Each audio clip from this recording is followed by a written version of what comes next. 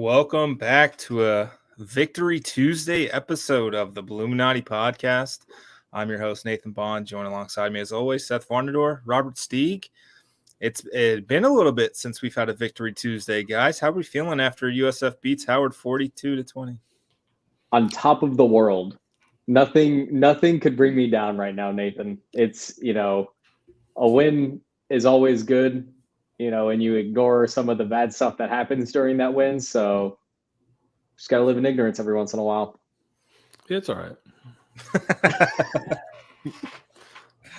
All right. Well, let's kind of jump into it. Jam-packed show as we want to recap Howard. We're going to recap the week 2 of the Daily Stampede USF Fantasy Football League. And we'll preview the number, 18 Florida Gators, who USF plays at 7 p.m. in the Swamp, Ben Hill Griffin Stadium. Mr. 2-Bits, is that still a thing?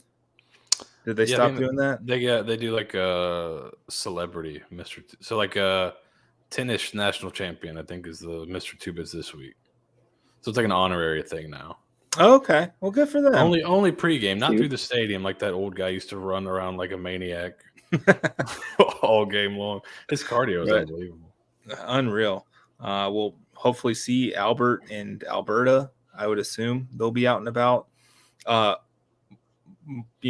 think more positively, I doubt anyone will die of heat stroke at a 7 p.m. kick, unlike the 2010 edition of this game where it was bad. Florida State the year prior was really, really hot. By all accounts, 2010 in the Swamp, just there was nothing quite like it. That was, and we'll get into that later. The SEC network, I believe, if I'm not mistaken, for this game. So I don't really know. Seth and I, we're credentialed media, so we'll be sitting pretty in the press box. Yeah, that's journalist with a capital J. Big old capital J right there, as we bring you all the coverage from the Swamp. And we're bringing Morgan along, so we'll get pictures from the Swamp, which is going to be awesome. Always excited to check out what she can do with the camera. But let's jump back. I know Bob Shoop hates it when we talk. We're like 3 days into prep for Florida. Why are we talking about the game prior? So let's jump right into it. USF beats Howard 42-20. Forgettable first half would be fair. Yeah, that's fair. Yeah. Pretty good showing, I thought, overall from the offense. The defense, mostly a forgettable game, I think. So, but on the whole, definitely a forgettable first half there.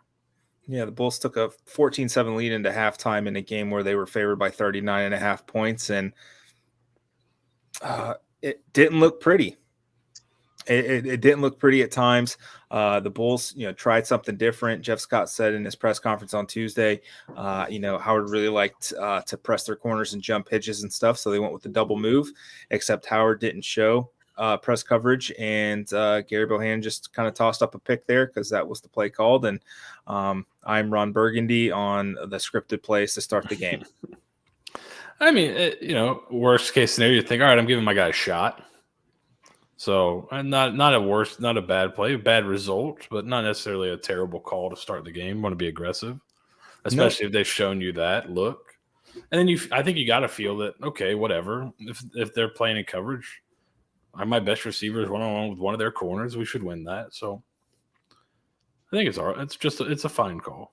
Yeah, absolutely. And I think, it really was mitigated by former USF Bull Larry Scott kind of turtling there on 4th and 2 from the plus 43 on the ensuing drive and punting the ball away. Not really. You had the Bulls on their heels. You had the Bulls fans puckered like nobody's business in the stands wondering, oh, my God, what's going to happen? And you let them off the hook. Eventually USF kind of wore down that vaunted Howard defense, and I think they scored 6 touchdowns on 8 possessions after the first quarter. Where they were shut out. It was 7-0 Howard after the first quarter, and everybody's like, oh my God, this cannot be happening. This cannot be happening. Us three were in the press box. I won't throw anyone under the bus who was in the press box, but there was a lot of snickering going on during the first quarter, we may have been a part of that. More. I mean, you gave me you gave me free reign on Twitter at that point. I did. You kind of knew what you were getting yourself into, and I let it fly. But yeah, it was you could cut the tension in the press box with the cold buttered knife. Like, it didn't even require much. It was just no one wanted to really say anything. Some people were making some remarks, but it was just we were all kind of, I don't want to say in stunned disbelief, because that implies that we didn't think that this could happen. We were all in kind of like, is it gonna happen? Yeah, I was in a mode of kind of, oh no, just kind of this is pretty rough start here in a game you thought you'd kind of come out, and you were hoping you just come out and roll early, kind of wash the taste of last week out of your mouth, and it just kind of lingered for a quarter, and you're like, oh my gosh, is this team just kind of snake bit? You try to be aggressive on the first throw, you throw a pick, that kind of stuff, and you got 4 starters out, which shouldn't matter, but still 4 starters out that are guys that have probably gotten the most reps in practice on a new defense. They're out, so you're just like, oh my gosh, this can't happen, right? And they turned it around, especially offensively. You saw them turn it around, but yeah, the start was a little. I think we had a butthole puckering scale. We did, and it was in full effect that first quarter. Yeah, I mean, deep into the second quarter, quite frankly, until they kind of started to right the ship. And even though, Howard wasn't scoring, there was a lot of self-inflicted wounds, a lot of drives deep into USF territory that resulted in turnovers. The double reverse kind of comes to mind that really killed a pretty good drive for Howard up to that point. On the USF 20. Yeah, and, credit to the Bulls where it's due. They forced 3 turnovers and scored 3 touchdowns off of those 3 turnovers. And that's what, alleged and supposed good teams are supposed to do against bad teams, is cash in on the mistakes of the opposition. We've seen it for 2.5 years going the other way. So it was nice for a change to see, USF actually take control and take command and really use those turnovers as a springboard, because they looked dead in the water prior to that first fumble. And then it was Jaron Mangum punches it in from a yard out, 2 yards out, and then Mikey Dukes gets the second one after the double reverse. I think Tamarcus Simpson forces that second fumble. Rashawn Yates recovers it and actually picks up a few yards on the fumble return as well, kind of setting USF up with some good field position. Kind of flips the field a little bit, flips momentum going into halftime. It was good to see them kind of cash in there. Yeah, and maybe there's a little catharsis in kind of that tougher start. You kind of get over the hump there. Maybe they're thinking a little bit like, oh no, here we go again. I'm sure they're coming in the game like, we're gonna go go on the first play. We're throwing it to Weaver. He's gonna catch a touchdown. We're starting, and then it starts with an interception. And I'm sure some of those guys are like, oh my gosh, are you serious? Like, again with this? The first plays of the games this year have not been kind. So if they get a stop on first down this next game, it's like a big W. But so maybe there's like a little bit of tightness in the players too, and kind of once they score that first touchdown, maybe that was kind of like, okay, we're fine, just play, and that was a little bit of a catharsis from them maybe there, and then they seemed to play much better after that first touchdown. Yeah. 6 rushing touchdowns for the Bulls. It was the first time they had done that in a game since 2003. I think Andre Hall was on that team. I think Markwell Blackwell was the quarterback that year, or it could have been the year after him. So pretty impressive. It's been a long time since they've had some really dominating rushing performances numbers wise. Temple last year, basically the entire 2016, 2015, 2017 run, but with Quentin Flowers, Marlon Mack, that era. So it's good to see them kind of punch it in. On the flip side, USF still doesn't have a passing touchdown this season. Gary Bohannon's thrown 2 interceptions. One not his fault, one 50-50 ball. So it's, he's still making the right decisions. As tongue in cheek kind of did the blind resume test for, QB1, QB2. and they were Anthony Richardson, who's completed 52% of his passes this season and has not thrown a touchdown and has 2 interceptions. And I believe one of them was taken back for a touchdown last week. One was one was taken to like the 6-yard line. Kentucky punched in a touchdown. The other one was taken back for a touchdown. So a game you lose by 10, you basically gave up 14 on interceptions. So basically, essentially passing wise, by the numbers, because we all know numbers never lie, they're the same quarterback. I didn't add the rushing stats because then Anthony Richardson would he's got 3 rushing touchdowns and like 140 yards. And Gary Bohannon, I think, has like 14 rushing yards for the season. They really haven't used him in that way quite yet. Maybe they were saving it up for Florida. We'll get into it as we preview Florida. But other than the slow start and finally figuring it out-ish in the second half, at least offensively, was there anything that you guys took from the game that is good or bad going into Florida on Saturday?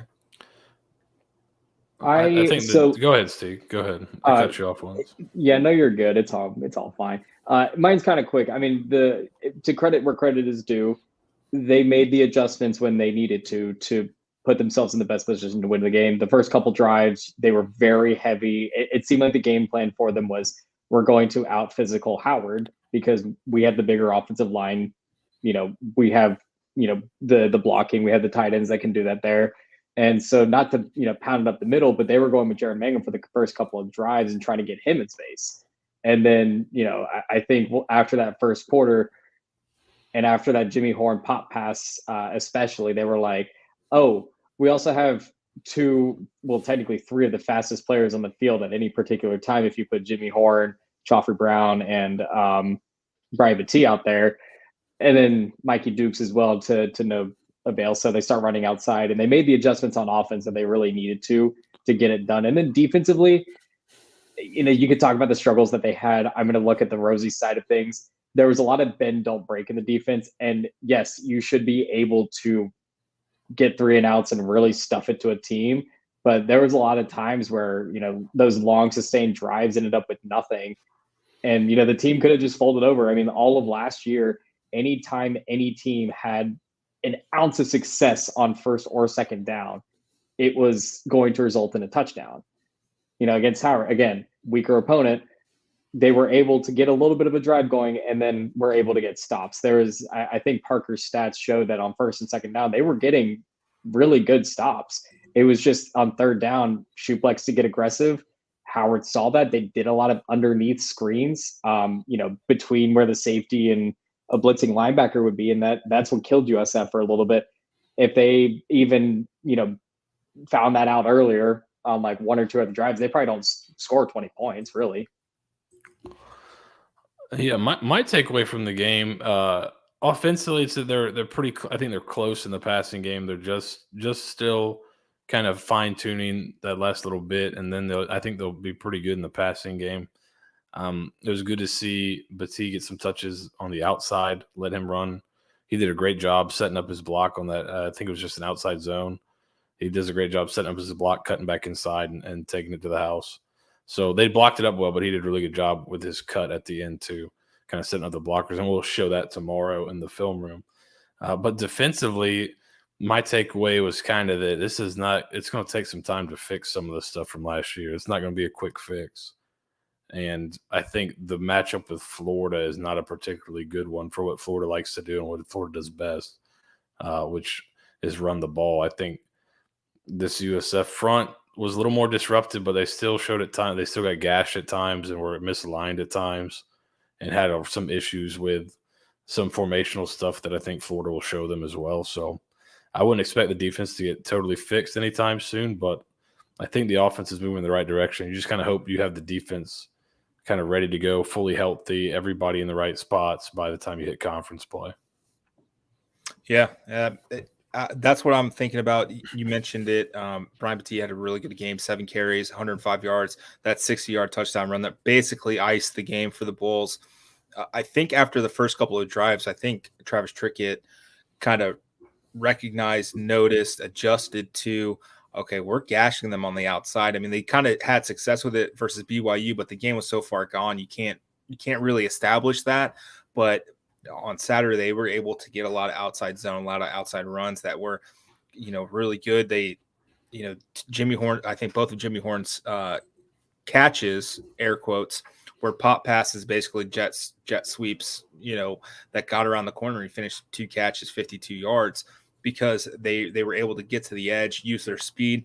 I think that's what's going to be the benefit for USF going forward. Maybe we probably don't see it versus Florida as successfully, but I think going forward, if they are able to establish the outside run a little bit more like they were able to, then I think maybe Jaren Mangum has a little bit more success up the middle. Even Mikey Dukes, one of his touchdowns was up the middle because they were able to spread them out and he was able to gash them. He's got enough quickness and agility to get inside and, cause some damage. I think we've said all off season that running back room is really talented. And so far they've proven as much. And even, the awesome feeling for, K1 Powell, who, first scrimmage last season, his true freshman year, tears his ACL. He gets into the end zone on Saturday. So it's just overall, I really like where the running game has been. I mean, running the ball has always been kind of USF's bread and butter for, I can't remember the last time they really couldn't run the ball for a long stretch. Like, they've always been historically speaking, very talented at running the ball. And it's just kind of carried over. It's been the passing that's been hit or miss for a lot of it, and it kind of sets up the failures for the rest of the team, honestly. But I think that's enough about Howard. Let's jump quickly into the Week 2 standings for the USF Fantasy Football League that Seth, Steeg, and I have done in a shocking development. Week 2, let me pull up the numbers for you real quick. I had them right here. Best of the rest. Best of the rest actually won Week 2. So sorry, Steeg, you are still a loser. Yes. But you're not as much of a loser as second loser. Yeah, not as Seth and Nathan were. So best of the rest, no quarterback. We get points when quarterbacks win. But Mikey Dukes for the second week in a row. Marion Dallison, Sean Atkins, Brad Cecil was the offensive lineman. Rashad Cheney was the D lineman. Devon Hicks, and then the player of the game defensively, I think, was Jaden Curry, who I think finished with like 9 fantasy points in our scoring system. Best of the rest won. Shockingly, Steeg came in second for the week with a whopping 44.8 points. Jaren Mangum's 16.8 points really carried the day for him. But, DJ Gordon had a good game for him, as well as Tamarcus Simpson, who had the forced fumble as well to kind of help pad the stats there. And then followed by me at 42 points and then Seth at 38. So tight week. Very tight week. Best of the rest, I think it's going to be very competitive the rest of the year. Impressed that Mikey Dukes has been the running back for best of the rest, and then Devon Hicks and Rashad Cheney has been the defensive linemen and linebackers for the best of the rest for the season. We'll put up the numbers on Twitter after the podcast, but pretty exciting. I've really enjoyed doing this. I'll be honest, kind of following along. Demontre, I think the true star is Demontre Jacobs getting an offensive PBU on a potential interception that I think USF ended up scoring on that drive. So, I mean, shout out to him. Seth's offensive lineman, Trey Jacobs, saving points and getting USF points as well on the same drive. That's a Heisman Trophy winning play right there. That is rip Heisman Trophy. But let's jump into Florida. We've all been waiting for it. We've had this state circled for a while. The Bulls will travel up to Gainesville, up I-75. Nice little 2-hour drive-ish from my house to the stadium. Seth and I will be there as the Bulls try to compete with the Florida Gators, who, as Jeff Scott put it, they're 2 or 3 plays away from being 2-0 and probably ranked top 10, right? Right? Yeah, they're also like 2 or 3 plays away from being 0-2. There's also that. There's been a really thin. They've played 2 thin margin games, so. But their schedule has been tough. You see, Bruce, I think it's Framo, but he has a site BCF Toys. He's got a bunch of advanced stats, and he kind of ranks where different levels of teams would be how many losses they would have based on your schedule. For the elite team, so like what if an elite team played the schedule? Florida's schedule is the 6th hardest, and for a good and average team, it's the 2nd hardest in the country so far. So they have not had they kind of flip-flopped. The first game, the offense played really well against Utah, but the Utah defense I don't think is great. And then you kind of got the opposite last week where Kentucky's offense is not great, but their defense is pretty good. Mm-hmm. And you saw kind of that Florida's offense played well game 1, defense played well game 2. Haven't quite put it together yet. So that's what they'll be hoping to do with USF coming into town. But it should be an interesting game. I'm really interested to see how USF plays Florida, especially on defense. Are they going to try to play like Kentucky and be kind of aggressive and really top down with the safeties, or is Florida going to be able to throw them out of that? I don't know. It should be an interesting matchup though. And then on the other side of the ball is USF going to be able to run the ball, and then can they get themselves into third and manageables, which I think in the first game, Florida was really good offensively on third downs. I think around 65%, something like that. And their average third down distance was 5 yards. Against Kentucky, it was 7 yards, and they converted like 3 of 12 or something like that. And USF has been really bad on both sides of the ball on third down so far this year, and that's kind of a theme carrying over from last year as well. And really the last few years they've been pretty bad on third downs on both sides of the ball. I think going back to 2019, they were bad on third downs. So that'll probably be a big determining factor in the game. Is if you saw last week App State was like crazy hot on third downs, went like 7 of 12, and Texas A&M only ran 38 plays because they didn't get the ball very much because App State was able to hold it. So third downs will be big this week, but what helps you there is also gaining yards on first and second down. So no negative plays, that kind of thing. But that'll be an interesting matchup, I think, schematically. Yeah, I think, you kind of flip-flop BYU and Florida here, where I think BYU's offensive line is probably the best one that USF will face. I think Florida's defensive line is probably going to be the best one that they face all season. Just kind of talent up and down the lineup. The 400-pound defensive tackle. What's his name? Des Watson. He's an Armwood kid, I think. I hope Brad Cecil put out an ad on Tuesday, hawking his Hooters NIL deal. Brother, you better eat up. You need all the protein you can get, man, because that is a hefty guy. That is me plus like Steeg. They'll put and they'll put him next to Dexter, who's like over 300 pounds and 6'6". They've got some beef up there. They don't have a ton of depth though, so that's something to monitor for them as the season goes on. Maybe even this game if USF can get some tempo, but that's the other side of it too. Florida likes to run tempo on offense, so and motion and shifts a ton. So I think you're going to see a similar offense, maybe not using as much 12 personnel, but you're going to see similar style to BYU offensively. And that's the one thing USF didn't really have to compete with last week with Howard going up tempo. They were more than happy than bleed the clock. Held the ball for like 40 minutes, didn't they?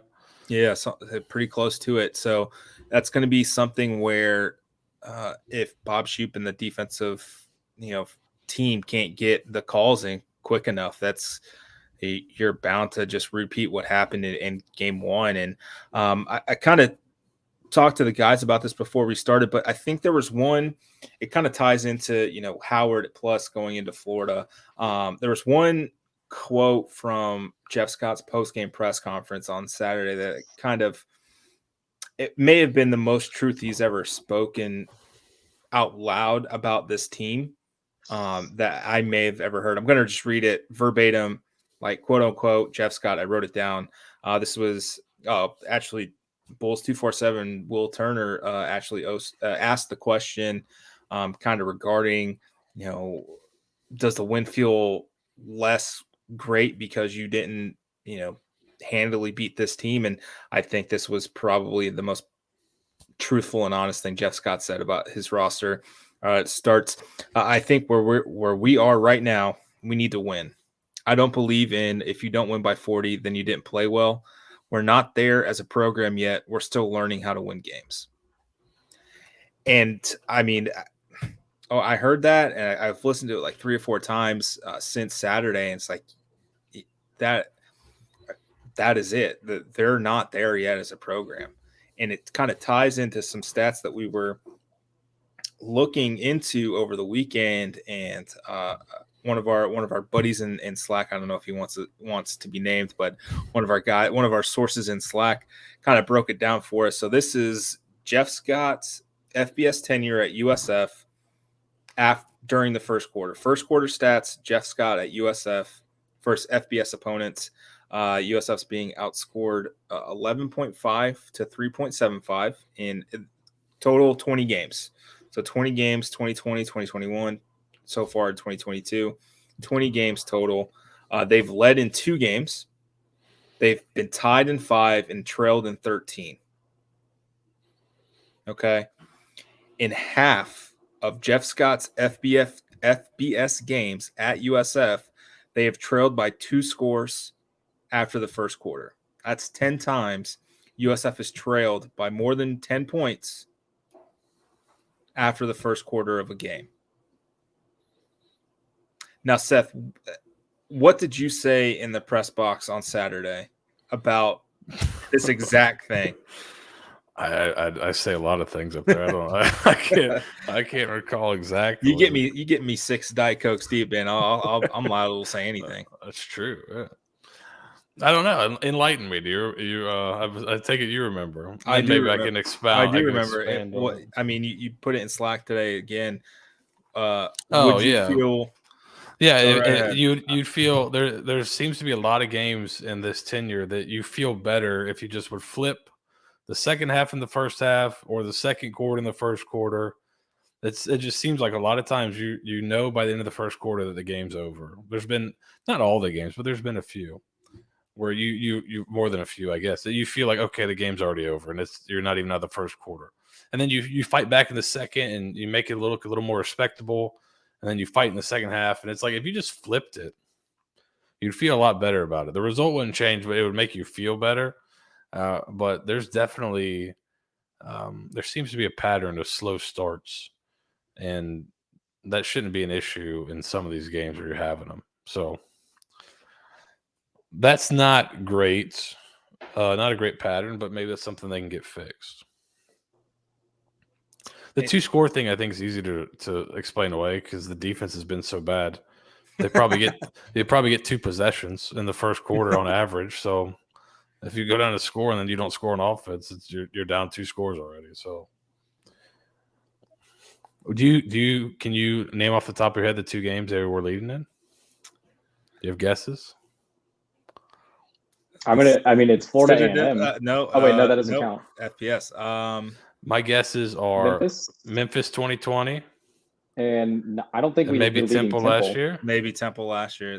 Those would be my 2 guesses. Yeah, those are more. I thought we were leading East Carolina. I thought we were losing to Temple until Chris Carter did that miraculous Chris Carter thing. We should have looked this up beforehand. That would have been really smart of us. Vamp.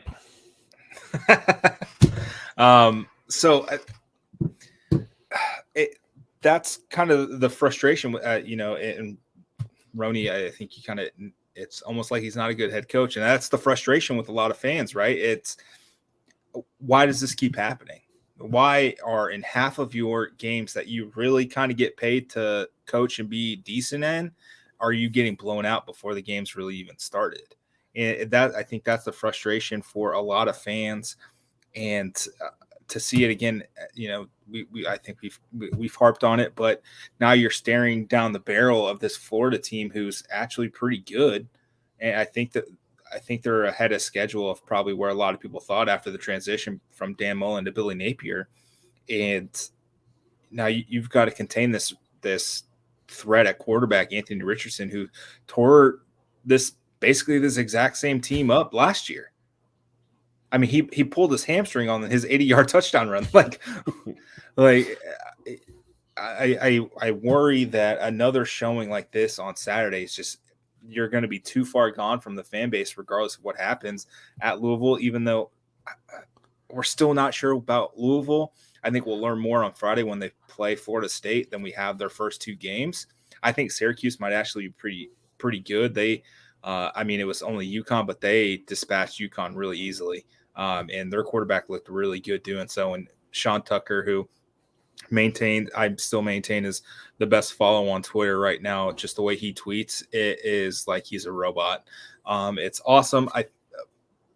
I've heard rumors that it's actually his dad tweeting from his account, but until we figure that out, until I know for certain, I'm just going to pretend that Sean Tucker tweets like he's a 50-year-old robot. All right. So update. One game was Houston last year. Go Bulls. It was not Memphis. Oh, right. Because we had, yeah. It was not. I was Memphis. trying to find that. It was not Memphis in 2020. And it was not Tulane last year. That was a 28-7 game after one quarter, in case you forgot how terrible that was. My Lord. And praying for redemption's not a physical team, starts in practice. Jeff Scott said on Tuesday that they went good versus good early in practice. They're going to be doing that this week to maybe hopefully jumpstart instead of going into special teams right away to get a jumpstart, get the juices flowing, something. They've got to change something to start these games because that has been the MO for Jeff Scott during his entire tenure. It's what we were worried about with even the FCS games, right? They're real sluggish anyway. And now you're getting into actual opponents and you're still doing this kind of thing. So that's what I worry about. Steeg, you've been pretty positive throughout your tenure here at the Daily Stampede, probably annoyingly so. How are you feeling after 2 weeks as we head into Florida? I'm really just asking this so Seth can look it up before I ask him another question. Damn, because I was really about to plead the fifth here. Now I have to fucking. You got to answer, man. Now you got to answer. You got to vamp for my guy. Yeah, I mean, I'm gonna do this in one of two ways. I'll start with a negative for once in my life, and then I'll kind of transition into a different discussion that kind of ties into that. I made it abundantly clear to both of you that the switch flipped for me this game in particular against Howard. The entire time, I'm not big on excuses, but I do live in the reality of saying, hey, yeah, like in 2020, we don't have a shot against Notre Dame. So, the people that were upset about that loss, shove that out the window. And then last year, we still the growing pains that Jeff Scott inherited. We can't discredit that. We can't discredit that when Jeff Scott took over in 2020 and going into 2021, he had an incredibly toxic locker room that was just being eaten alive from the inside out and needed to be cleaned out and refreshed. And so you have to bring in guys that, aren't up to cuff, and you have to take those lumps. And I mean, again, not to make the excuses of it, there isn't a coach in the world that could win probably more than 4 games for USF in 2020. And I'm being generous with that too. That team was devoid of talent. But to the point of where we're at currently, when you do bring in all these new players and influx all of this talent, and then you put in this all-in move to say, okay, we're all going all in. We're, pushing all the chips in. That was the big thing. All in, all in, all in. And then you start off fight against BYU. Okay, BYU is a good team. BYU is a really good team, and they proved it now twice in 2 weeks that they can close the door on a team early, and they can win against a really tough Baylor team. Fine. We're not quite there yet, and we all can live in that reality. But when you start out as flat as you did against an FCS opponent where you desperately are in the need to win back the fans, that puts a bad taste in everyone's mouth. And yes, and this is kind of segueing into what I was, kind of mentioned on Friday or on Saturday night late. I don't have a problem with Jeff Scott and the team celebrating in the locker room and winning. They're a football team still. They work their asses off. That win counts as much as any other win this season when it comes to getting to a bowl game, that magic number of 6 that we've all been talking about. They're allowed to celebrate those wins.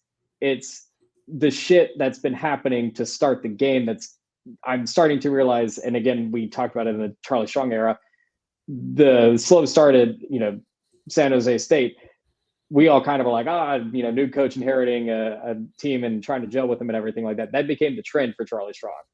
I'm starting to think these slow starts are not just a microcosm of, okay, the team's new, okay, they're still gelling together. This might just be the preparation that they go into it, and what happens during the week. And so it flipped on me. I don't have much belief left in what the team can do. Frankly, it's for everyone who saw me, I'm the biggest apologetic when it comes to coaches, and I even said it. You have to consider tarbacking a guy when you come out that flat against an FCS team who is 0-2 and struggled to move the ball in their first 2 games, and you had all the film and you had all the preparation. You had to score first. You had to convince yourself early, and you didn't do that. Yeah. So based on my research, I could only find one game where they had a lead after the first quarter. Oh, Lord. Since 2020. And it was last year against Houston when they had a kickoff return for a touchdown. 2 Brian Battie touchdowns in the first quarter. I think that's the only one based on my quick research. We'll have to get the stats and info people on here. Even worse the next week. We gotta talk Lord. Parker. Yeah. Man, Steeg, I hear you. I feel you. I think I have been in that boat, right, where you want to believe, right? You want to believe that things are going to change. And I got, man, I'll tell you what, man, I put my hand way too close to the stove in 2019 and got incinerated, right? And it turned into, okay, this is not going to happen. And that Charlie Strong needs to go article was up real quick after, because you figured, all right, this isn't going to happen. This is not the answer anymore. And I think we were sold a bill of goods in 2019 that things are different. Things are different. And I mean, we've been kind of sold a bill of goods in 2022 that things are going to be different. Things are going to be different, but the same issues are cropping up. And now there's the new issue of, even I don't want to give credit to Glenn Spencer, but even with Glenn Spencer, they seemed like they got aligned. They were just bad. Right. Is that fair? Like, at least they were in the position to make the play. They were just not good enough to make the play. Is that fair? Right. I think it's fair. And this is there's a mix. A little bit of a mix. Maybe the Tulane game was a side. I think they were in line. I think they were aligned pretty well, but some of the calls they were aligned in were not very good. So right. I guess, but in the calls that were called, or in the plays that were called, they got aligned. They were at least aligned, right? That, I mean, that's step one. Was it the best play to call? No, probably not. They were aligned. Yes, they lined up correctly. They lined up very correctly, giving a 10-yard cushion on a 3rd down and 5. Yeah. They were in the right position. They did exactly what the call said, and unfortunately, that's correct. Now you're adding this new kind of misalignment thing where you thought it would be a little bit better against an FCS opponent, and it still kind of wasn't. And you didn't really get tested with up tempo against an FCS team. So you don't even know if that part of the misalignment issues were solved. There were still guys out of gaps. They were still, shading inside the tight end instead of being on the outside shoulder. Things like that will get you absolutely eviscerated by better teams. See BYU 2 weeks ago. So I've kind of laid out this entire season for the Bulls prior to the BYU game was, I believe things are different. You're absolutely right. They brought in a bunch of talent, but until you prove it on the field, I don't want to hear a thing about this team's different. This team's different. It's right. been all speak, quite frankly, to the fan base for 5 years. Right. Yeah. I mean, so at what point, like, how many times can we keep touching that flame before we're like, all right, is it really different? And it starts on Saturday. You're not going to win, but show that you can at least compete for 19 minutes. I'm interested to see this team in conference play. I still think as it sounds, I think they're better this year than they were last year. I think the defense is better. As bad as it looked in the first game, they at times made BYU work for it, where last year it was just like explosive bomb. So I want to see them in conference play when it's a little bit more Now, what scares you about that is you had a talent advantage last week and you didn't come out. You ended up winning by three scores, so that's great. But it didn't feel great, and you started out really slow against a team you have a talent advantage of that you should be able to roll. So, but that happens in college football sometimes, Right. But I kind of want to see what happens this year, because it could, when we were doing our preseason looks at over-unders, I had them starting 1-4. They're on pace, or 1-3 rather, right? So they're on pace. So that doesn't really change much to me. I think I think there's potential for the offense to be pretty good once the passing game gets kind of in sync. You've got a bunch of guys that if you get them the ball in space, they can make stuff happening. It's just about anybody you play. Like, I think Horn and Battie and guys like that, you get them in space against just about anybody. And they've got a chance if you get them one-on-one, they've got a chance to make something happen. So you just got to get those guys in space as much as possible. And then defensively, hoping you can pick something up. But once we get to East Carolina, I think we'll have a pretty good idea of where this thing's headed. And after all the changes that have been made every year, it seems like, then something's got to get fixed, right? So, right. The other thing that some of this stuff could have been fixed at the beginning, depending on some personnel moves made at the beginning.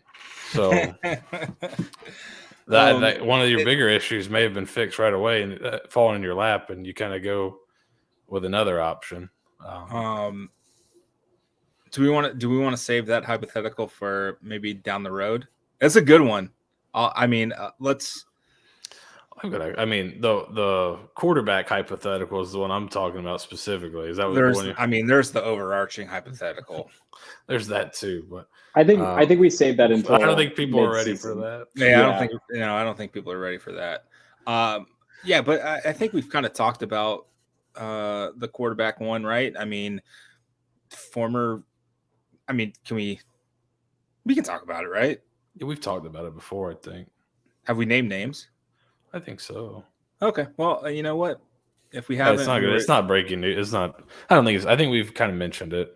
Yeah, the guy's not even playing college football anymore. So I think he's graduated now. Yeah. So former Valdosta State quarterback Rogan Wells, who was coached by former USF offensive coordinator Kerwin Bell at Valdosta State, where they won the national championship, was planning to come to USF in 2020. Obviously, Charlie Strong was fired. Kerwin Bell was not retained. Jeff Scott was hired. Rogan Wells still wanted to come to USF, and he was planning on coming to USF. Yeah, Kerwin told Jeff Scott, "Hey, this kid will still come here. He still wants to come here," and Jeff Scott chose Cade Fortin instead. That was his handpicked guy. So Rogan Wells turned out to be probably one of the better FCS quarterbacks. He was second. He was second in the FCS Heisman. Probably should have won it as a sophomore. When they won the national championship, he was a quarterback as a sophomore, I believe. May have been a redshirt freshman, but big kid, big athletic kid. I think he probably could have played at this level. And there were some other moves that were going to be made if that staff had stayed on that probably would have helped that year. In the future, who knows, just because of how volatile recruiting can be. But he was definitely a guy that wanted to come here from what we've heard. And it was kind of like, I'm going to go with my guy, Fortin, bring Fortin in. And we all know how that turned out. He's now starting at Arkansas, right? He's at Arkansas. That's correct. He's not starting. Oh, damn. Yeah. But and Jordan McLeod's starting at Arizona. He's not. And Jaron Williams is starting somewhere. Yeah, I don't know. I don't believe so. So that if you get that position now, it's not to say that Rogan Wells comes in as unbelievable, but he won a national championship as a starter. He took a team that hadn't won a conference title in a long time in 1 year as a starter, and then they won some games last year at Western Carolina when he was back with Kerwin and that group. They won some games they probably shouldn't have, and were pretty good on offense last year, despite being the first year in a program that had been pretty bad on offense the year before. So he was a pretty good player. It probably could have been helpful. At worst, it gives you a veteran presence that's won some games and has some skill and athleticism in the room. Right. But you go with a younger guy, maybe more years, and that's kind of I think that's kind of a miss. And I think if you hit on quarterback early, that helps some of your problems, stabilizes you a little bit. Whereas you just had this carousel. I think our buddy Will called it carousel. I think it's a good this carousel of just different guys every year, every 3 games. Yeah, some stability there could have helped early on in the program, but that's a hypothetical. There's other ones that we can get to later in the year, but that was kind of a one that pops into the head immediately, just because it seems like they have a quarterback now, but it took them a while to get there. And I'll blindly trust Kerwin Bell because he was all over Tank Dell and he was all over Brian Battie, and Brian Battie is an All-American, so I kind of trust his quarterback pick. Could have had Tank Dell and Battie on the same team. That'd have been pretty fun. Still not. I'm over it. I'm fine. Let's kind of dig into Florida a little bit, Seth. So we know all about Anthony Richardson. Jeff Scott talked about it on Tuesday during the press conference. Travis Etienne's little brother, Trevor, is a pretty talented running back as a true freshman for the Gators. Had a pretty good game against Kentucky. Outside of him, and you can talk about him, who should USF fans be genuinely worried about on Saturday besides everyone? So on offense, Florida's best units are probably their offensive line, and they may be missing their right tackle, Michael Tarquin. He hurt, I think they call it a lower leg injury. I'm guessing it's an ankle. He kind of fell out of his stance one time going back in pass protection, so maybe he tweaked it then. So we'll find out tomorrow if he's playing. On the defense side, Ventrell Miller, middle linebacker, also left the game with the injury. So we'll find out tomorrow if he's playing as well. He's probably the best player on defense. But offensively, the line is pretty good. They ran for 280 yards on Utah, kind of pushed them around pretty good. Kentucky loaded the box on them, was a lot more physical than Utah. They didn't play as well, but I think Utah is probably a lot more physical than USF up front. So the running back group is also pretty good. You've got Etienne. He came into the season kind of the third guy. Naquan Wright was the first stringer kid from Miami. He's kind of been passed up, it seems like, by Etienne and Montrell Johnson, who transferred from Louisiana with Napier as a freshman. He played last year as a freshman. I think he might have led the team in rushing yards, but really productive year as a freshman. Napier kind of thought they got lucky to get him at Louisiana, so when he wanted to transfer, he took him. And those Johnson and Etienne are probably the 2 best backs at Florida, and I think I would imagine they're going to lean on USF a ton with up front, then try to hit some play action shots. Best receivers, probably Ricky Pearsall, transfer from Arizona State. He wears number 1. He's a good slot receiver. I'm not sure how much wiggle he has, but he's been able to get open kind of against everybody. And then you got Xavier Henderson as I think he had a big play last year against USF. He wears number 3, and Justin Shorter wears 4. Those are kind of the receivers that are at the top of the heap for them. Obviously, none of them have caught a touchdown yet, but I would guess Florida leans on the run heavily on offense and tries to just lean on USF, then mix in some play action and some tempo to try to get some guys open and make some easy throws to ease Richardson kind of back in after he had probably the worst game of his career against Kentucky. He was under 50%, wasn't he? He was like 9. He was bad. Now there were some drops and there was some issues. I think he was under 4. I think he was in the 40s in terms of passing percentage. Best unit on USF's defense. Linebacker? Probably linebacker. I mean, most talented, I think. Probably linebacker. Most consistent, at least most consistent. Yeah, I mean, I thought TJ Gordon played pretty well with Antonio Greer out. Jalen Schuler had a couple of splash plays versus Howard. Dwayne Bowles is always kind of the consistent rock, I guess, there. Yeah, I think it's linebacker.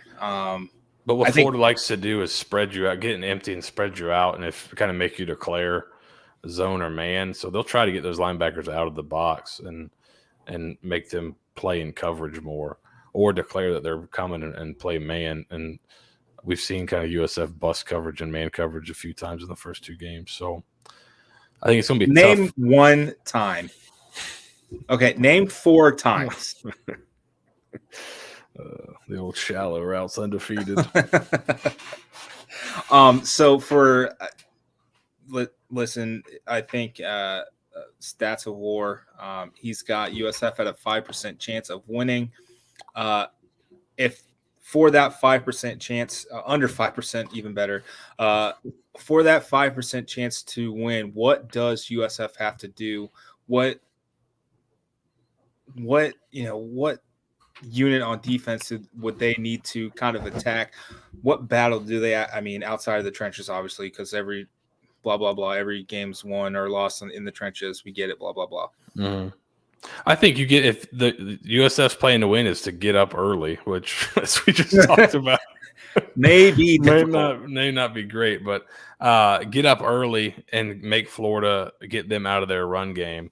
And then hope you can get some turnovers in short fields and convert them into points. So, that I think that's the kind of, if you can force Florida to throw the ball more, and then they're not crazy explosive at receiver. That's kind of their big weakness on offense. Is they've got a couple guys that are pretty good route runners, but they're not like they don't have any otherworldly athletes out there that are just going to run totally by you.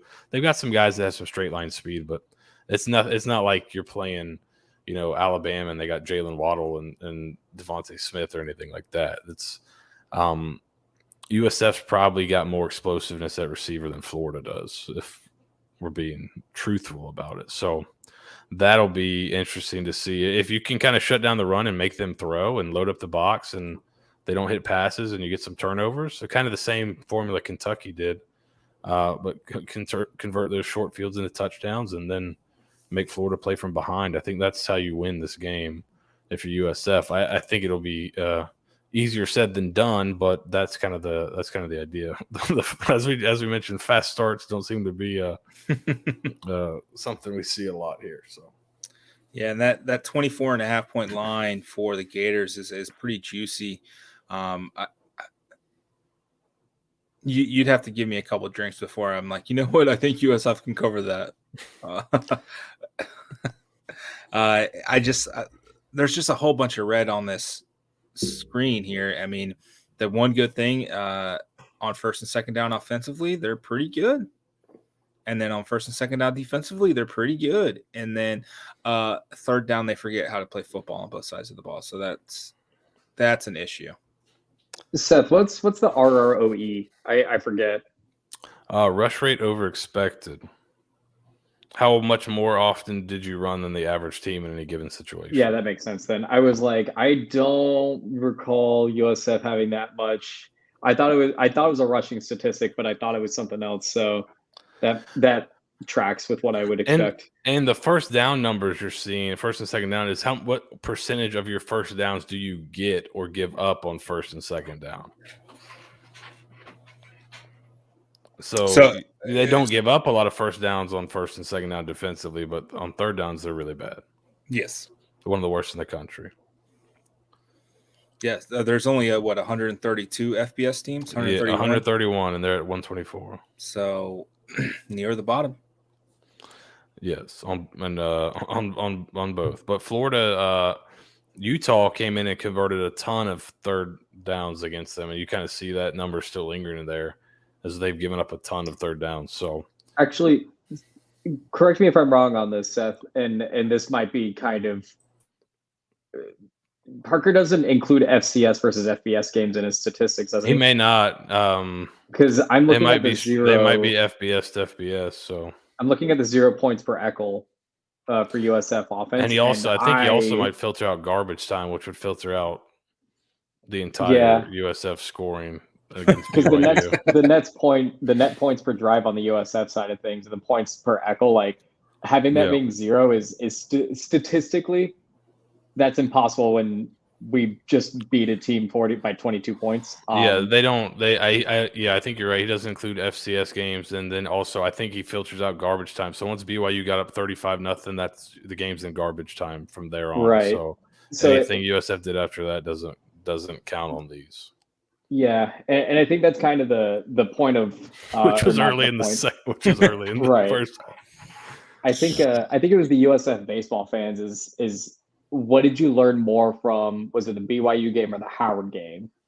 And I said neither, because I think the only thing we really learned was that, truthfully, was that we're worse than the 12th best team in the country, but we're better than an 0-2 now 0-3 FCS team on the talent side of things. So like all the right on the left side for USF, like I think a lot of it is like, yes, USF is very bad in many statistical categories, but it's not quite like deep red bad. Like there's still some semblance of an offensive pulse, and there is at least a little bit of a shred of a defense at times, but like for it to be like statistically like the bottom third in every single category, that's probably not true yet. No, they're better. Yeah. I can pull up. I'm putting together a preview on the game, so I was pulling up some numbers. So I have some things where it's a little bit kinder to USF. Let me see. While we're filling in the gap of time here, yeah. I got this shirt from Trivia. It's my new favorite shirt. We gotta find new sponsors, and I think Bud Light could be a perfect sponsor for the Bulluminati podcast. No, I'm really angling for a Mick Ultra sponsorship. That's kind of my thing.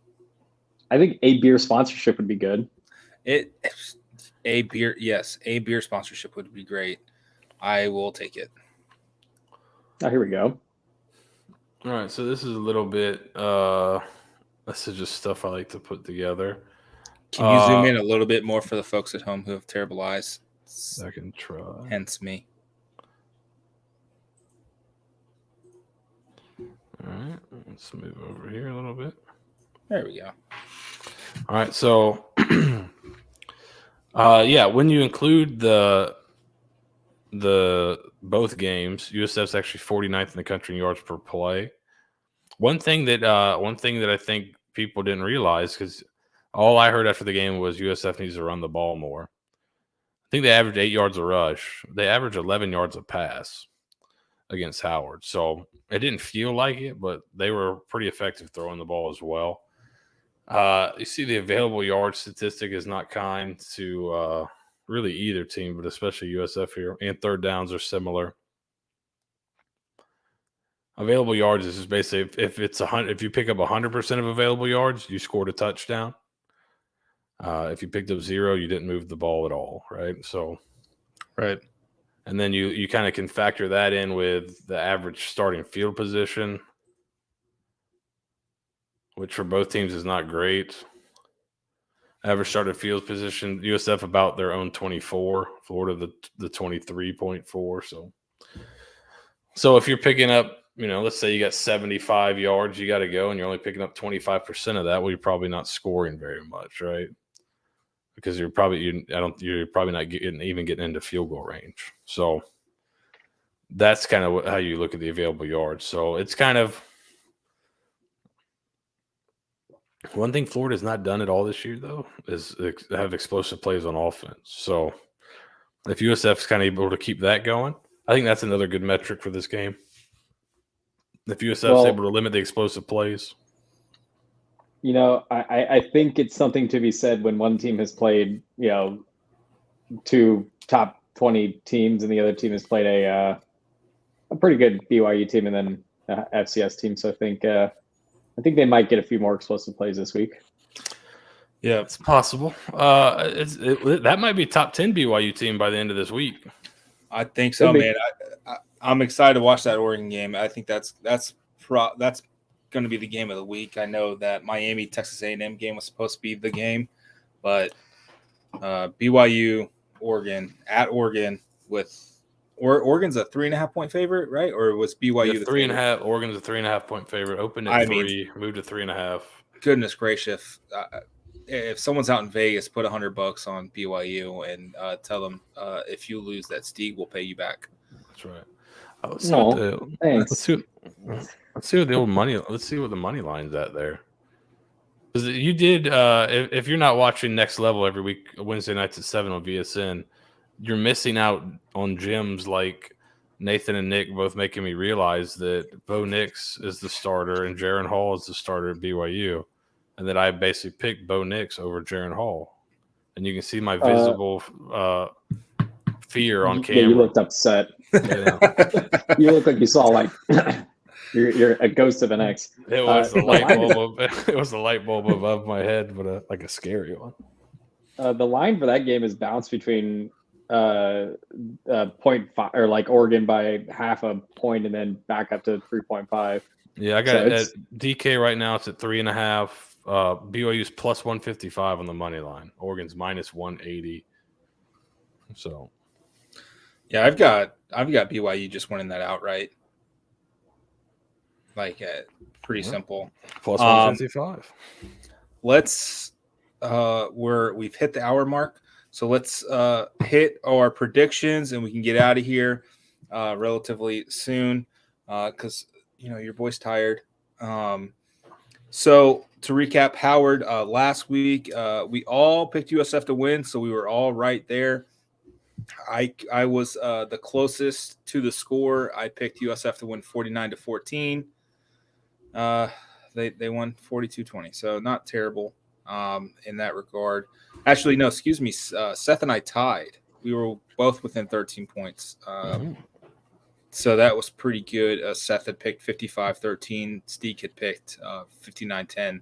So pretty much all in the same ballpark realm of possibilities there for Florida. Steeg, let's go with you. Give me your score. Give me your prediction for the evening. So last night I gave a pessimistic look out on this. I don't think anyone in their right mind is going to pick USF this game. And that trend is probably going to continue. I just think Florida is looking at this game as their get right opportunity, and they're desperately in needing of it. And Billy Napier, although 2 games into his tenure, is needing that quick, hey, you're a lot better than this team, just win it and get it out of hand early and let everyone go home at a reasonable hour, or let all the fans go home at a reasonable hour. I don't think any Florida fans or any boosters want to sit in the swamp until late in the fourth quarter just to win by 10 or 12 or whatever it is.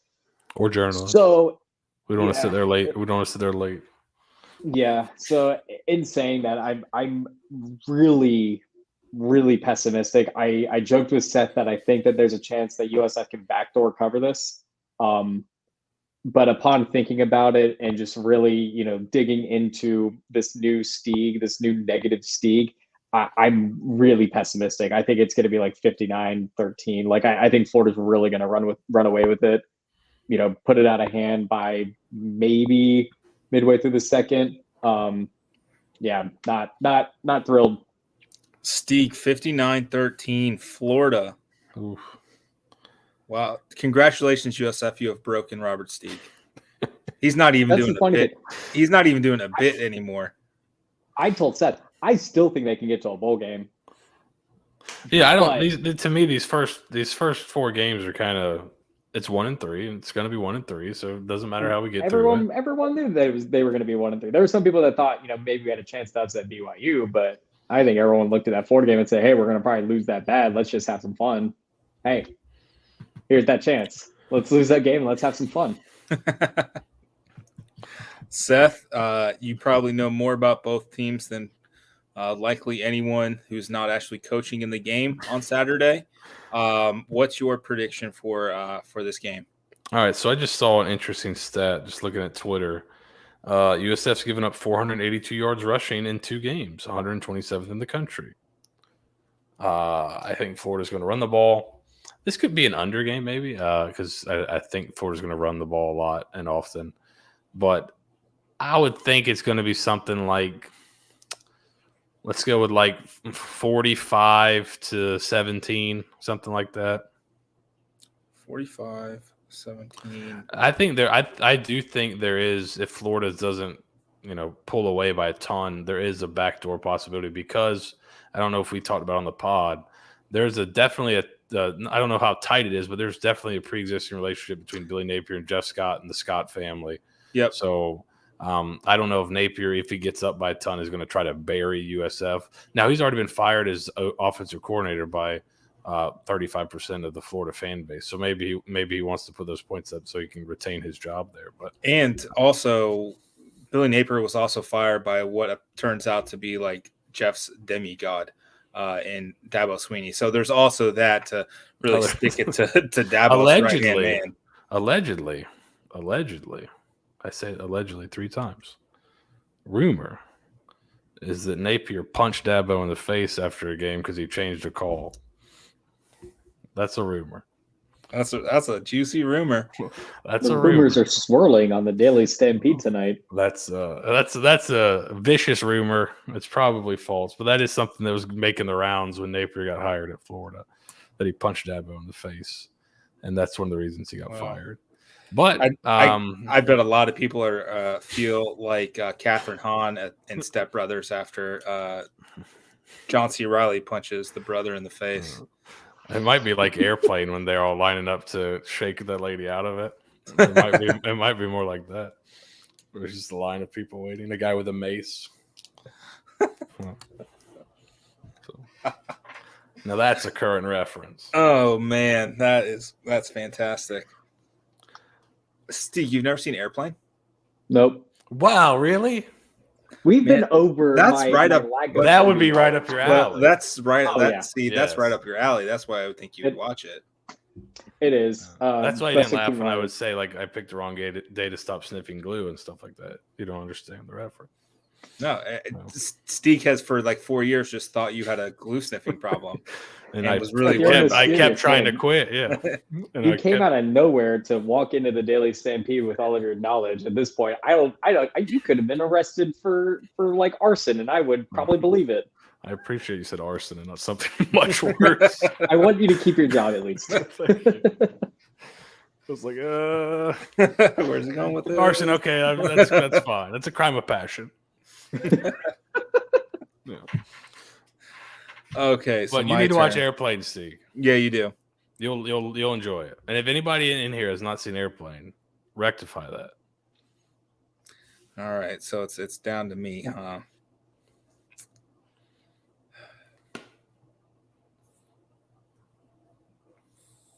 (55-21) Florida. I think USF can. They'll be able to move the ball a little bit offensively. I think once the backups kind of get in, at least Florida's backups. I think this may be the game where Jeff Scott actually pulls Gary if it gets out of hand, just to give Trey Marsh some reps because he hasn't thrown the ball yet this season in a football game. He looked beautiful handing the ball off versus Howard on Saturday, but needs to get some game reps. So that could be a spot where maybe the offense actually, sputters out. I'm thinking at least one special teams touchdown because why not? I think they're good for at least one every like 4 games. So why not use one up here now? And yeah, I don't think USF's defense is going to be good enough to stop a nosebleed hit. Yeah, that's kind of the biggest issue here. I think the offense can be competitive with Bohannon at quarterback, maybe, and some of the skill guys they've got. But yeah, defensively, it's going to be tough. I think because Florida just wants to run, so you're going to have to load up to stop them. And I don't know if that'll be enough. But yeah, and Steve, have you seen Naked Gun? He's not even listening. So. Sorry, I got distracted by a Nick Adams tweet. What happened? Have you seen Naked Gun? No. Oh my gosh. Okay. Yeah. There's a lot of movies on my to watch list. Oh no. No, I'm kidding. I legitimately thought my internet kicked there. Yes, no, so I was like, oh wow, it's not me this time.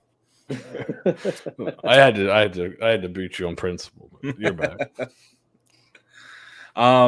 So yeah, interesting inquiry there.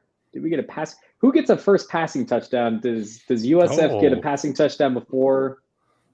Who gets it first? Anthony Richard? Because I mean, Florida's going to run the ball a lot. USF is probably going to have to pass the ball a lot. I'm counting on at least one busted coverage on like a simple post route that just gets housed for 80 with a little tempo, a little motion. Yep, could be. I think USF might score the first passing touchdown just because I think they're probably going to throw like a gimmicky, like weird play out that like the pop pass to Jimmy Horn kind of situation where Trickett does like to get creative. So there's a possibility there. But I also think that Florida's not going to have to do too much on offense in order to put up the points to win this game. But if they're rolling, they might want to get him some confidence because he was, I don't know if you saw him, Richardson, after the game, but he was basically like, I blew it. It's all my fault. I lost my confidence. Like he was like, really, I didn't hear the presser, so I don't know if they were leading questions like, did you lose your confidence? The guys were like, oh yeah, I did. So always listen for the questions because some of these guys like to lead people into bad narratives. But he was kind of like, it was all my fault, and he was really down on himself. So they might try to get him right, at least mentally. So yeah, this has got get right game all over it. Utah used Southern Utah last week as their get right game. I think Florida uses USF for a get right game because they welcome in. They go on the road to Tennessee. They go on the road. They go on the road to Tennessee next week, and Tennessee looks legit. That second half kind of was a little wonky for them, but they beat a fairly okay, decently talented Pitt team on Saturday. So we'll see how that goes. Our first touchdown pass will be the Philly special. So hey, man, if Chris Carter's the one throwing it, I'm here for it. Give me all the points. Oh. No, yeah, okay. Chris Carter, Xavier Weaver, let's go. Lordy. Well, all right. Last question. We're going to get out of here. I just need a simple yes or no. Steeg, will Gary Bohannon have 5 or more designed rushes on Saturday?